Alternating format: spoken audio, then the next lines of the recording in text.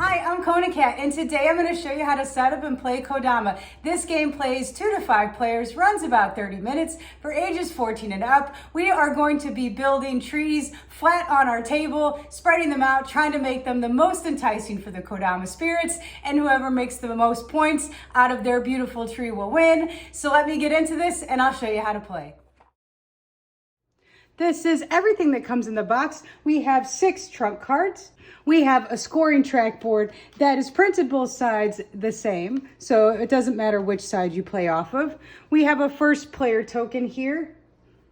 This is our token for keeping track of our rounds and seasons here. These are the 6 different player tokens. These are our point tokens. They are increments of 100 or 50, depending on how high up you get here. We have 15 decree cards, 5 in each season. These 2 stacks are our Kodama cards. We have 23 of the standard Kodama cards that have the big Kodama on the back, and they look like this on the front side. These are our Sprout Kodama cards. We have 9 of these, and they have a smaller Kodama, and they have smaller Kodamas on the cards themselves. We also have 65 branch cards. These cards have the tree on the back side, and when you flip over, we have all of our branches that we are going to be building our trees with. Last but not least, we have our winner card. If you win the game, you can take a picture, share it with the world on Twitter, Facebook, or Instagram. For our setup, we're going to start by taking our scoring track, placing it on the table in reach of everybody. Next, we'll take our season token. That's the token that has the little tree on it. We are going to place this on the first mark next to spring, right there. Next, we are going to shuffle up our trump cards and randomly give out a trump card to each player. They're going to place that in front of them at the edge of the table, like so. Now you'll notice each trump card has a feature on it. It will either have a cloud, a star, flowers, a caterpillar, mushrooms, or a firefly like we've chosen here. So because I have the firefly feature on my trunk, I will get the matching scoring token, which is this firefly, and place that on the 0. And other players will do the same with whatever matching token they have for their trunk feature. Next, we are going to shuffle up the Kodama cards and the Sprout cards. So we'll shuffle those up and deal 4 to each player. Next, we're going to shuffle up each of the season decree cards and draw 1.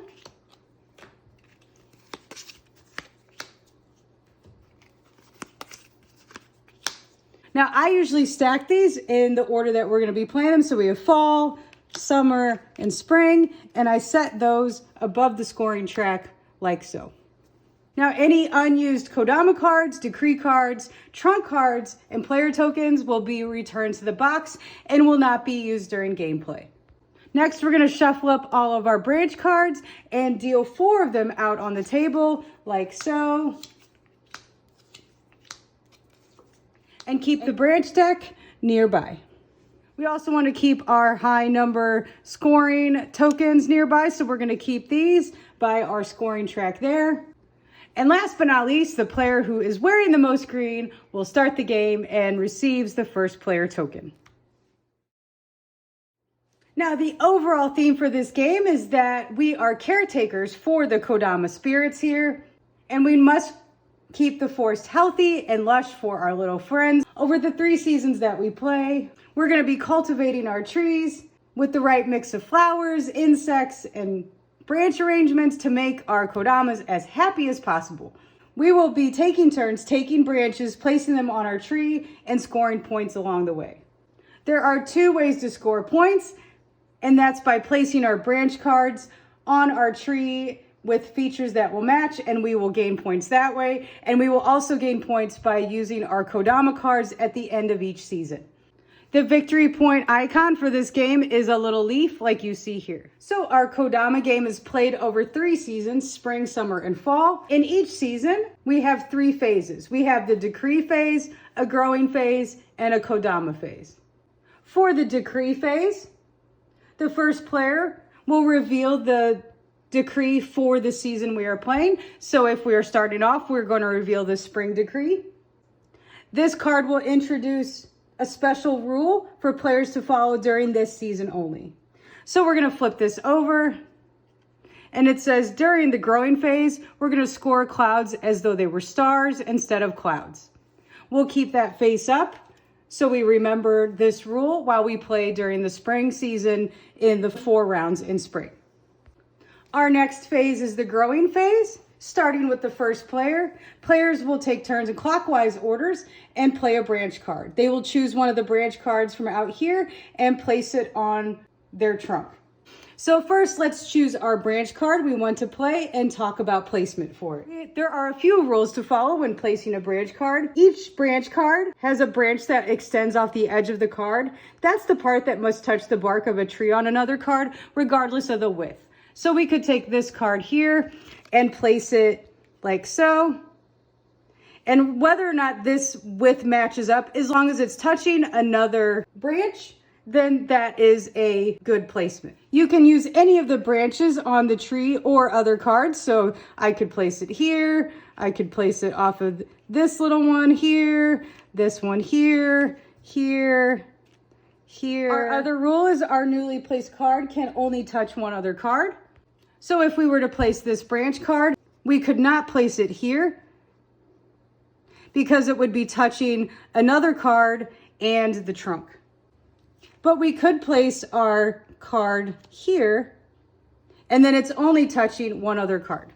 Our other rule to follow is we cannot cover the features of any branch card. So I cannot place this card here like this because I would have just covered up the star. Now, another rule to follow for placement is your branch card cannot hang over the edge of the table. If you're not playing on the edge of the table, just make sure it doesn't go below the trunk card here. I could not place our branch card here because it goes beyond the edge of our trunk card here. I could place it up here. I could place it out this way, but I cannot place it here and let it go beyond this line here. You also cannot place a branch card that would cause you to score more than 10 points on the turn. Last but not least, try not to move other cards. Once you place it, consider it permanently placed like that. And so don't keep adjusting to make things happen. Once you place it, that card is placed. Now, once we have decided which branch card to take and we place it, we are then going to see if we score points. After you place a branch card, you'll look at all the features on that card and score 1 point for each instance of those features in that contiguous line of cards.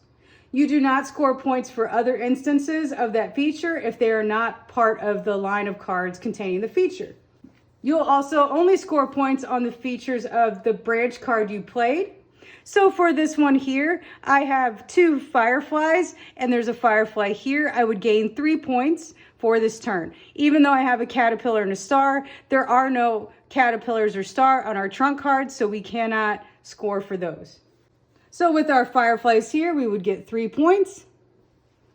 We would replace the branch card that we took out here and the next player would take their turn.